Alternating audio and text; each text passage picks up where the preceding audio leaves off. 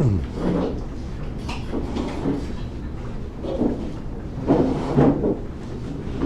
going to ask you a question. You know, let's say we open up a Navi or a Medrash on the Navi, let's say, or on Chumash, and it says that there will be in the end of days that Hashem will want, just like Adam first was led into Shabbos, and it says that the land, Eretz Yisrael, when it's in Golus, it's caused because people don't keep Shemitah and Shabbos and Yom Tov. And it will be in the end of days that Hashem will want Shabbos and Yom Tov kept. And people will not be keeping Shabbos. And the Tsar will come and make a proclamation that people need to keep Shabbos and Yom Tov. And Sukkot, which represents Asad Lavai, the end of days, Sukkot will be kept by everybody. And everybody will sit in a sukkah. Leave Lev Yassin out right now, okay? Let's leave that out. And the Gedolei Hadar, here comes the craziness. The Gedolei Hadar will say, no! Stop this edict! This cannot be done! We will not allow you to stop to make this edict that people have to keep Shabbos and Yom Tov. And everyone's looking at me like, huh? And people will not know where to turn. And it will be a great war. And a war will be fighting, and people will not know where the enemy is. How does it sound so far? Not great. If I show you this medrash, would you be shocked? Yeah. Okay. Would you believe it's true? Yeah. But if you would have seen this a couple hundred years ago, you'd say, I don't think this is happening. I'm sorry. That makes no sense. We spoke yesterday about having Emunah Pshuta, simple belief, which sometimes you say, like, I don't see it happening. Chazal say this, it's hard for me to swallow that pill. That one's a real big pill to swallow. Chazal say such a crazy story, it doesn't even make sense. A czar will stop it, and not only that, the Tsar will be related and come from Nachum Ish Gamzu. Never heard of Nachum Ish Gamzu? Big famous tzaddik in the Gemara. There's a bunch of stories with Nachum Ish Gamzu. One story with a king we learned in Sanhedrin. A couple other places that it brings down. He was this big tzaddik that, everything he said, why was he called Gamzu? Because he said Gamzu L'Taiva. Even this, Gam, also, Zeh, Zu, L'Taiva, is for good. Even when it looks like it's bad, it's for good. So far, does this story sound like wacky that I'm telling over? For sure. However, let's keep going. And in the story,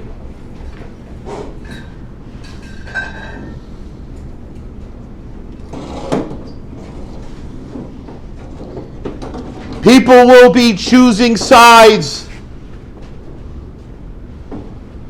all of the people will want to believe and go along with the Gedolim who say, don't make such an edict.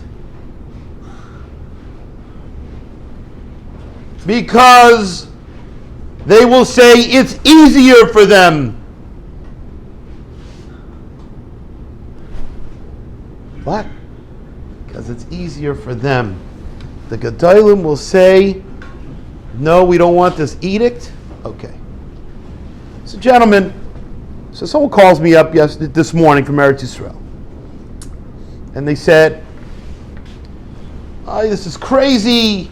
You know, David, that this edict should not be made, that they should close Eretz Yisrael completely for 3 weeks. So first of all, I'm thinking to myself, like, I should daven. Okay, I'll daven like everybody else. Shkayach. Said I don't really have any connections to anybody, especially even Hashem, to say, oh, please stop this thing. I mean, like, But Rabbi Isai, this is the story. There's a guy, his name is Gamzu, that's his last name. I don't remember his first name. Ronald, Ralph, Bob, whatever, I don't know. So a Jewish guy, it's not from, but Jewish guy. And they call him the Health Czar. That's his title, Health Czar. The Health Czar. Okay. Another thing, okay. His name is Gamzu. By the way, Gamzu Lataiva, Nachamish Gamzu. Okay, Gamzu. And Mr. Gamzu says we've got to close down the country for 4 weeks because of this war against Corona, which we cannot see, the enemy. And people, all the Gedolim say, you're shutting down the shuls. We can't let you shut down the country because you're shutting down the shuls. We're masking you should shut down all the libraries and the movie theaters and the stores and the restaurants. We're masking all that, but you can't shut down the shuls. So therefore, we're against the whole edict. But in the meantime, what's the edict going to wife? What's going to be the outcome? That all people will be safe, but stuck at home. No point in driving where you're driving to use your gasoline for nothing. Can't go to parks. Can't go to the stores. Can't go to malls. Can't go to the restaurants. Forget movie theaters. You can't go anywhere. So when I tell this to this person on the phone, they say to me, yeah, but it's not true. Everybody's going to watch. There'll be Mechal Shabbos. You're going to two-wave that there won't be Mechal Shabbos? There'll be Mechal Shabbos. You'll see. They'll watch TV and internet. I said, after being on Zoom for this long, they don't want to go to internet. They don't want to go to watch movies. The movies are pretty much, you've seen it already. It's old. I said, yeah, you don't watch movies, so it's exciting. I said, but for these people, I mean, they're going to watch the same movie that they saw already a couple times. It's boring. They don't want to see this. And just to communicate with people through, what do they call that, Zoom and Skype and all these things, FaceTime and WhatsApp. And this is just plain FaceTime. It's boring. It's exciting for you guys because you don't have phones. But for them, it's not exciting. They got to FaceTime. And they'd rather, they want to have shaykhs to somebody, regular, normal, social interaction. So I said, I don't think that's really something they're looking forward to. They'll enjoy spending time with family. The family will get together, even though they're being quarantined. They'll find ways to somehow, uncles and cousins, they'll get together and they'll make Shabbat meals and Yom Tov meals. People make Sukkot. They said they'll build sukkahs. That's what they're going to do because that's the life. And this year, Lamaisa Midaraisa, there's no mitzvah of Daled Minim.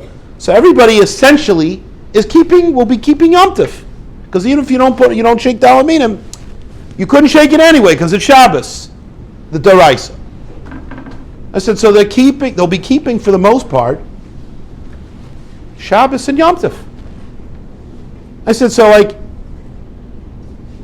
if you would have seen this in a medrash, you'd think that this is impossible. But you see, in reality, the way it comes to fruition, we never could have imagined it. And it's like something that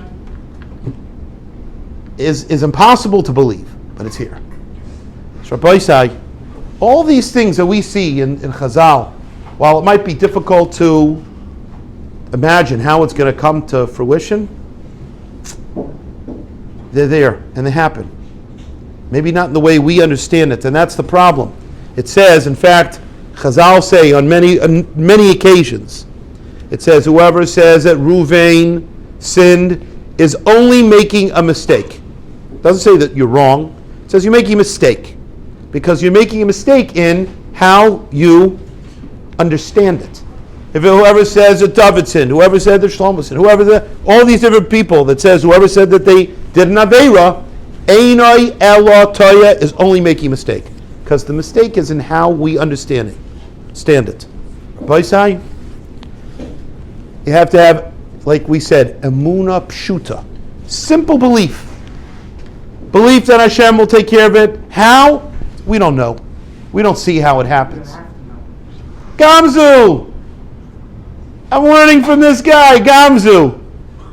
Gamzu L'Toiva. We used to have a person, big rabbi, his name was Nachum Ish Gamzu L'Toiva. This man is teaching me a lesson too. Today, a mamish, a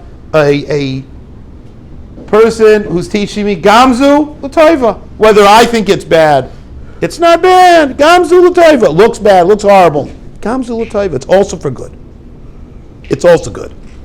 So Rabbi Isai, telling you we have to think in our minds. Emuna Pshuta, simple belief. I don't know how it is. I don't know what the words mean. I don't know what the pshat is. Just go along with it. Say it. Yes, these are the words. You follow the path. And you'll be matzliach and you will have a great year. But that's the key. The key is to say it and just, I don't know how. Gamzu, L'Toiva, it's for right. Hashem wants this for me. It must be the best thing. Gamzu. So, Rabbi Yisrael, think positive. Let's have a great day.